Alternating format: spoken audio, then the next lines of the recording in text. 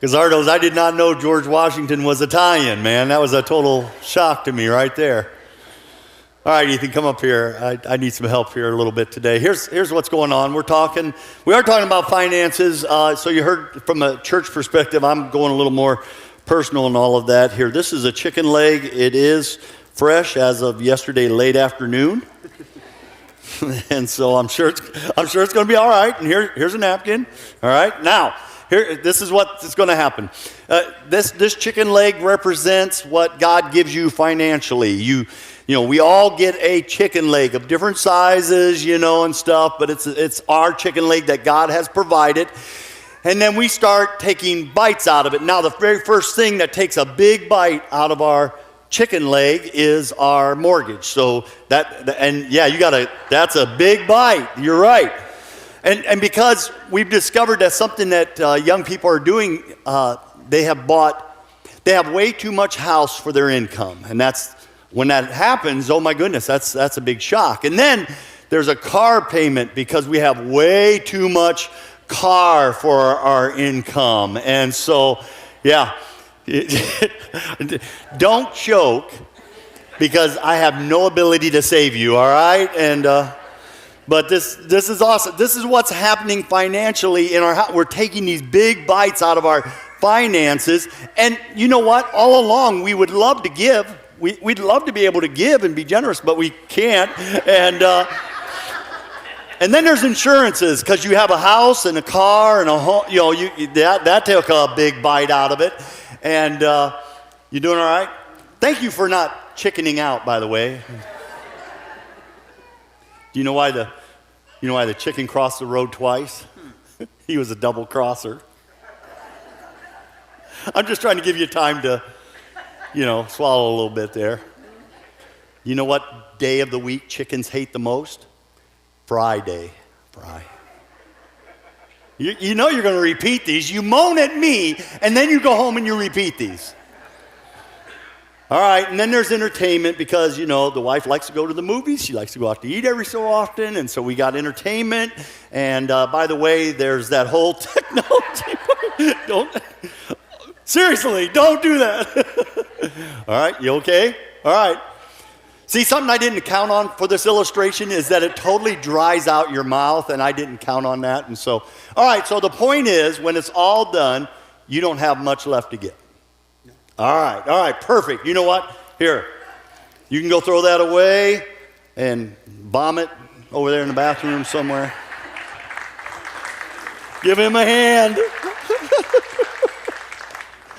All right, so we're talking about finances today. And all right.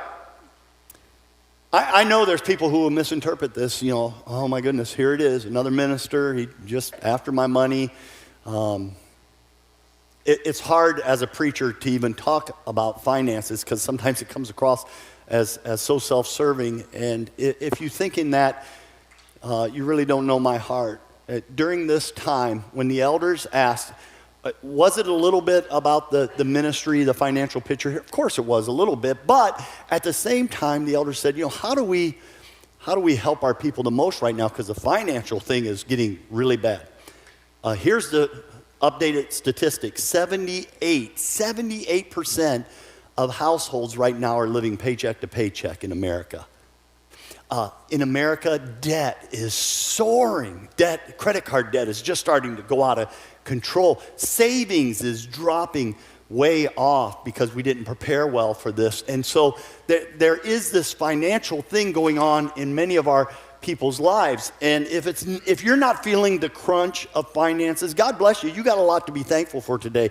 But you need to know you're in a much smaller statistical base than the rest of us. In fact, as I was preparing for this, I found this Haggai passage, which I had to admit, that feels a little bit like my life right now. Haggai chapter 1, this is from the Old Testament. The Lord Almighty says, give careful thought to your ways. Now, give us some thought. You have planted much, but you're harvesting little. You eat, but it's not filling you up. You drink, but you're still thirsty. You have clothes, but you don't feel warm. And then look at this last line. You earn wages only to put them in a purse with holes in it. Does that sound like your finances right now? Is there hope? Of course there's hope. Would God like to help? Of course God would like to help. In fact, throughout Scripture, there's all this financial advice from God. He's big into this. Why? Because he knew finances could trip us up. He just knew that. And so we did this series that's titled, I Dare You. Last week I talked about I dare you to trust. This week I want to dare you to listen. I'm daring you to listen. Listen to what? To listen to some wise advice. You know what? There's teenagers in the room. I guarantee when this thing is all over with, there's going to be some 15-year-old going, I didn't need to hear that sermon because I don't even have any money. So there's nothing to manage. Let me challenge you something. To teenagers in the room. When you're on your way home and you're with your parents, ask them, what Ron shared today, would that be wise for my life? And see if they don't tell you it would be. Parents and grandparents, if the kids don't ask, you open it up. You know what? I wish I'd have done some things differently in my finance, in my life early. And to be honest about that, I did not inherit good financial advice from my father. I inherited advice. Don't let me be wrong. I just didn't handle a great model of financial management. My dad, I love my dad. I miss my dad so much. He's gone from this world. I respect my dad in so many ways. He was such a man of faith in so many ways, but did he handle money well? He didn't, and I inherited a poor management skill and had to work through that. And so, how did I work through it? I started asking people who are out ahead of me for some wise advice. And then I listened, and I'm daring you to listen today. Do you know Scripture is full of listening, by the way, over and over again? Here's just a few. Proverbs 19, listen to advice, accept instruction, that you may gain wisdom in the future. Oh, the way of a fool is right in his own eyes, but a wise person listens to advice. And then you got 1 Peter chapter 5. Likewise, you who are younger, listen to your elders. Respect your elders, we're always told. And then all of Titus chapter 2 almost is about older women teaching younger women and older men teaching younger men and listening to them. Listen. I dare you to listen to some advice today. What's the best financial advice I ever received? In just 1 minute. Last week I did some teaching. Let me catch everybody up today who's new with us today. It's called God's provision line. Here, this is a line that this is what God has provided in your life for finances. And what God does is God asks us to live below that line to leave a little margin. All right, what's the margin for? We'll come back to that. To leave a little margin, it's wise to live below God's provision line. And we all have a different provision line, but here's what happened. Somewhere along the way, we were convinced, wow, come on, God, you didn't set my provision line high enough. There's more things I want in this world. There's more things I want to do. And so what we did was we purposefully raised our provision line through debt. And right now, credit card debt is out of control. You know what?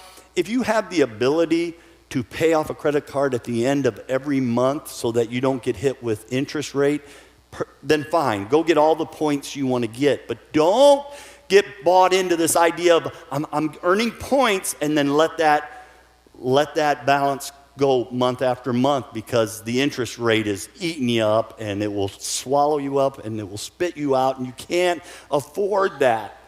And so credit cards are really unwise if they're not managed well. And so people have raised their provision line. And when God says, man, I need you to just stay below that a little bit.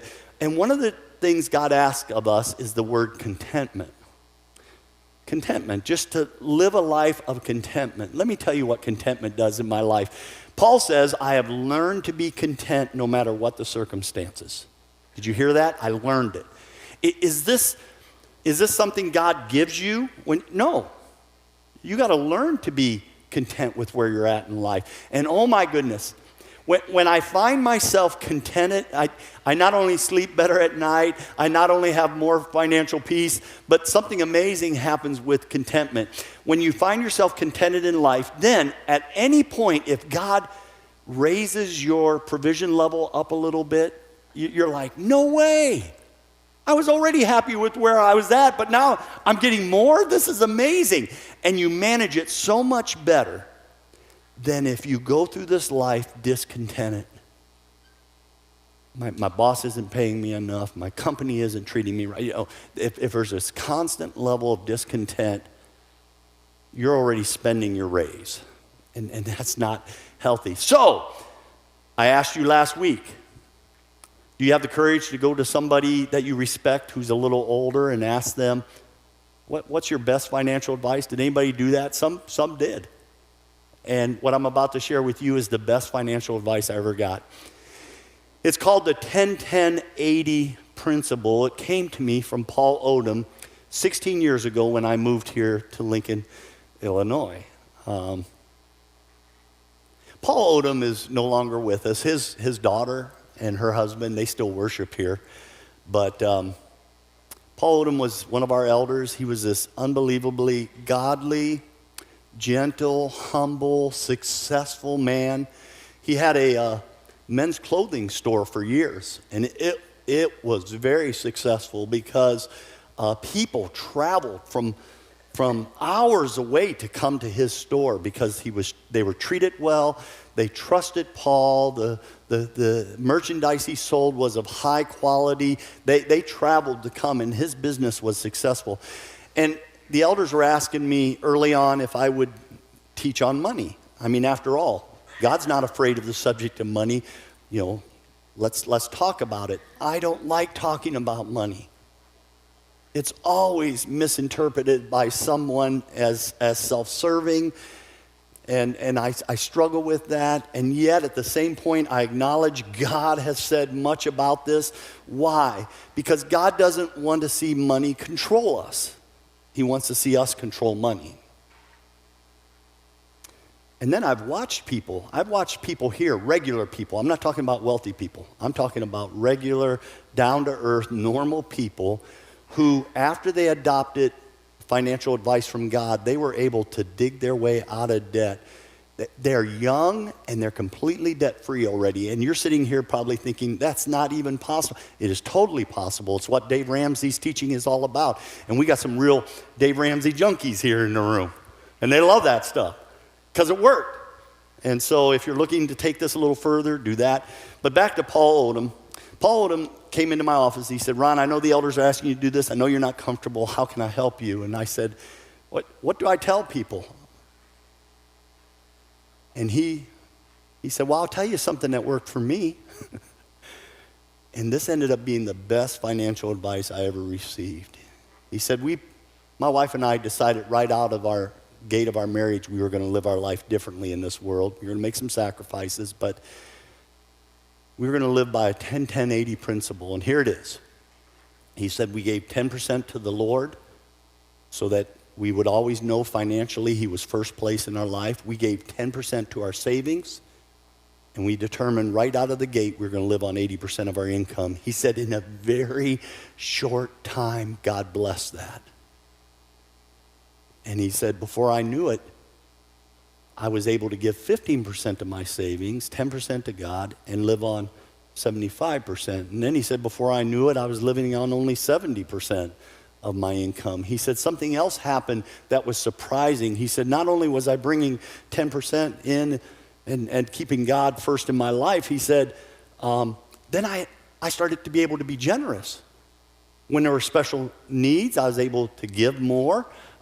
He said when the community had special needs, I started to be able to support that. He said we had some extra ministries that were important to us. He said my giving started going, but my savings started going up. And he said before long, he said I was saving so much money. And yet, he said the sacrifices weren't that great anymore. He said we still took nice trips. We still had good family events. I had a nice house. We drove nice cars. He said, God blessed my business, And he said, I'm just convinced it's because early on I just adopted this 10-10-80 principle for young people in the room. I wonder if you were to ask your parents or your grandparents later, is there wisdom in starting my life out that way? I already know what they're going to tell you. Oh man, I wish I could have gone back and started that way. Yeah. Now there are people here. You're thinking, you know what, Ron, I need all of my income to get me from point A to point B. And that's usually an outward sign of some mismanagement. There are other people here, though, and they've been at this Christian thing a long time, and they have adopted principles like this, and they trusted God to not only get them from point A to point B, but then to get them on to point C. And they're experiencing that right now. I wish I could go back and do things differently. I didn't. I learned a little bit later in life, but we're scrambling. We do make the church a priority in our life, in our giving, 10%. We are banking as much as we can right now for retirement, trying to save all that we can. Bonnie had a garage sale, and I took all the money and put it in our retirement. That's how bad it is, you know. Just save it. You know? And doing all that we can to get ready for something that's inevitable. How can I help you today? I dare you to listen. This is wisdom. And you know it's wisdom. Anyone here who's made mistakes, it's not too late to make some changes. It's not too late to start adjusting down. It's not too late to make some cuts in your life and say, you know what, I need to move over to this a little bit more. It's not too late for any of that. There's hope for you financially. If you're waiting for a miracle to come in and win the lottery, you need to know that seldom happens. Lottery tickets allow us to dream, but it's not reality. Dreams are not reality. And so it'd just be better if you made some changes right now and start moving in the right direction. So this man by the name of, this is his name in Scripture, rich young ruler. That's quite a name, but this guy named rich young ruler comes to Jesus, and he can't, I can't imagine what's going on in my spiritual walk. Something is out of whack here, and I don't know what to do. And he comes to Jesus, and Jesus is processing this. And finally, Jesus picks up. Jesus knows exactly what it is. He assesses the rich young ruler's life, and he assesses it that the rich young ruler does not control his money controls him. And Jesus goes to radical therapy. Here's what you need to do. You need to sell everything you got, give it to the poor, come follow me. Now listen, no one in the room is hearing advice, go sell everything you have, all right? This is a teaching moment in the life of Jesus. It was for this special moment, but it's teaching moment. He tells this rich young ruler that, and the story ends with the rich young ruler walked away sad because he had much money. Yeah. He didn't have much money. His money had him, and that was the problem. We're eating it all up, guys, and that's not wise. To get below God's provision line, leave a little margin there for your savings and for your giving, and then learn to live on less, that's wise. But eating it all up does not serve anyone well. So Bonnie and I, we go out to eat, and then she does this little thing where she gets this warm smile on her face, and she tips her head to the side like this, and she goes, "You want to share a meal?" No. I don't like sharing food. What do you know? And she's like, "Oh, come on. Don't you want to share?"